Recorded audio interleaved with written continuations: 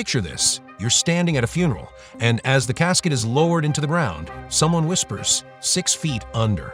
It's such a common phrase that we barely question it. But here's something wild. Most people being buried today aren't going anywhere near 6 feet deep. So why do we still say it?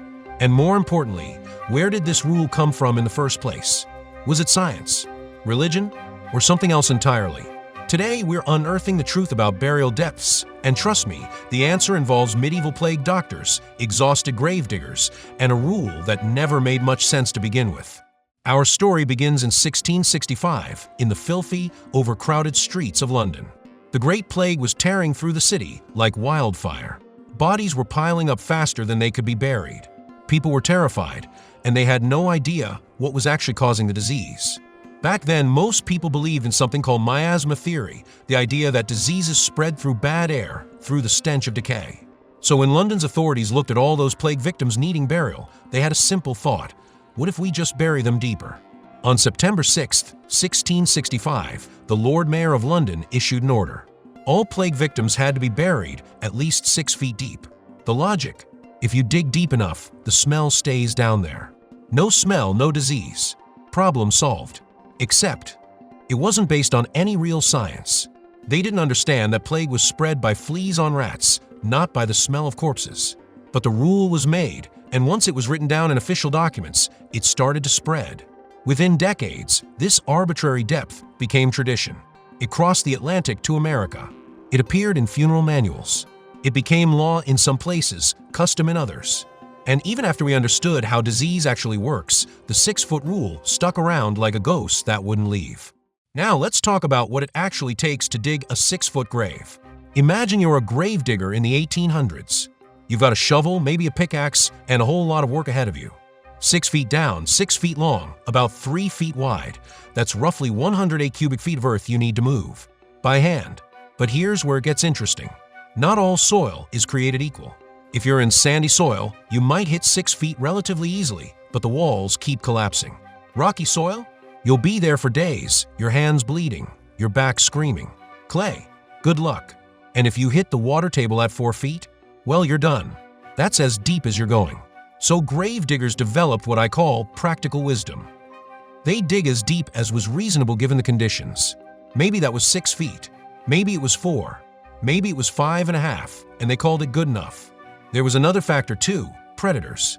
In rural areas, wolves, wild dogs, even bears could dig up shallow graves. So you needed depth, but you also needed to balance that against the sheer physical impossibility of digging too deep in certain conditions. The result? Despite what the law said, actual grave depths varied wildly. A study of 18th century cemeteries found burial depths ranging from just 2 feet to over 7 feet, with most clustering around 4 to 5 feet. The 6-foot rule was more like a 6-foot suggestion, and everyone knew it. Fast forward to today, and something fascinating has happened. We've quietly abandoned the 6-foot standard almost everywhere, and most people don't even realize it. Walk through a modern cemetery, and graves are typically dug between 3.5 and 4.5 feet deep. Some are even shallower. Why the change? Reason 1: space. We're running out of room. Cities are growing, and land is expensive. Cemeteries that were built for a town of 10,000 people now serve 100,000. Shallower graves mean you can stack them, literally. Modern cemeteries use double-depth plots where one casket sits above another, separated by a concrete barrier. Try doing that with 6-foot deep graves. Reason 2: environmental consciousness. There's a growing movement toward natural or green burials. No embalming chemicals, biodegradable caskets, sometimes just a simple shroud. These burials are specifically designed to be shallower, usually around 2 to 3 feet. Why? Because that's where the action is. In the top few feet of soil, you've got the highest concentration of microbes, insects, and oxygen. This is where decomposition happens most efficiently. Bury someone 6 feet down, and you've put them in almost anaerobic environment where decomposition slows to a crawl. For green burial advocates, that defeats the whole purpose. They want to return to the earth quickly and naturally. Reason 3: regulations changed. Here's something most people don't know. In the United States, there's no federal law requiring any specific burial depth.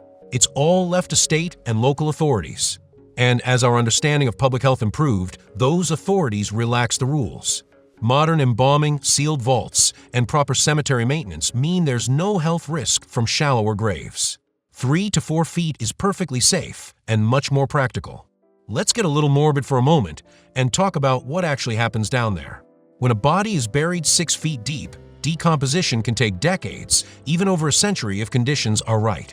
The soil is cooler, there's less oxygen, and there's less microbial activity. In some cases, bodies buried at this depth become what's called adipocere, a waxy, soap-like substance that preserves the body in a bizarre state of suspended decay. But at 3 feet, completely different story. Higher temperatures, more oxygen, abundant microbes. A body in a green burial at this depth can fully decompose in just 5 to 10 years, returning all its nutrients to the soil. From an ecological perspective, it's far more natural. This is why cremation has become so popular. It's the ultimate shortcut. In 3 hours, you accomplish what might take decades underground. And new methods like human composting take about 30 days to turn a body into usable soil. The 6-foot burial is looking more and more like an outdated middle ground, too deep to be efficient, not permanent enough to truly preserve. So if we've largely abandoned 6-foot burials, why does the phrase persist? I think it's because 6 feet under was never really about the number. It was about the finality of death. 6 feet sounds official, permanent, like there's no coming back from that. 3.5 feet under doesn't quite have the same ring to it. The truth is, burial practices have always been about the living, not the dead. They reflect our fears, our values, our available resources. In 1665, we feared plague and bad air, so we dug deep. Today, we value sustainability and efficiency, so we dig shallow. The dead don't care how deep they're buried. But the living, we tell ourselves stories about it. And 6 feet under is a good story. It's just not the truth anymore. Thanks for watching. And hey, if you have ideas for what everyday phrase or tradition we should investigate next, drop it in the comments. We might just dig into it